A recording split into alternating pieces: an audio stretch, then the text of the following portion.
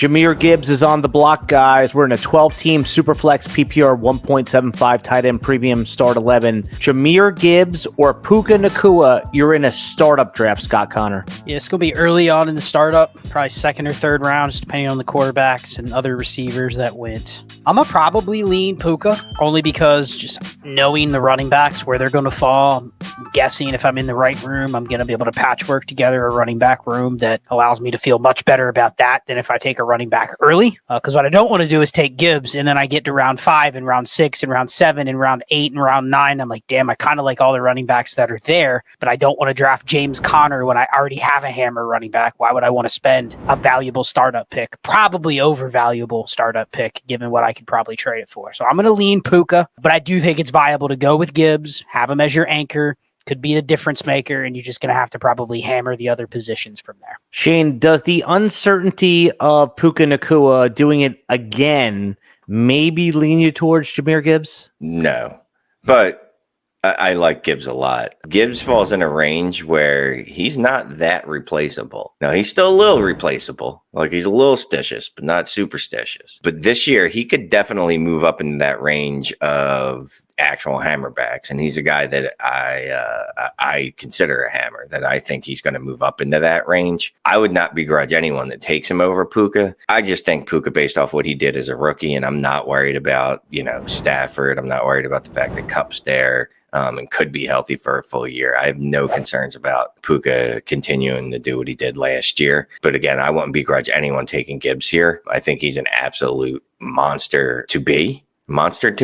Will be a monster is how you might say that as well. But I'll take Puka here. I have no concerns about him going forward. Here's a 12-team Superflex PPR 175 tight end premium start 11. We're in our rookie draft. Someone offers you 104 for Jahmyr Gibbs. Jaden Daniels is off the board. This is Malik Neighbors or anyone else you want to take, or Jahmyr Gibbs. Yeah, we already debated the Gibbs versus Puka. I think you could put Neighbors even above that. So same process, comes down to what I need on my roster. A lot of my rosters honestly could use an anchor running back. So if this pick was up where I could actually get the anchor running back, I would consider giving the 104 for Gibbs. But if you just told me, hey, I'm already good at running back, I have a couple vets, I have some depth, I have the right roster construction, I'm just not interested in adding another volatile piece, 104. So it is roster construction dependent. Value's pretty much even. Shane, what's it going to be? I keep talking up how much I like Gibbs, and then I'm going to keep going the other side. It's kind of like it's my religion, right? My religion is to fade the running back, and as much as I don't want to do it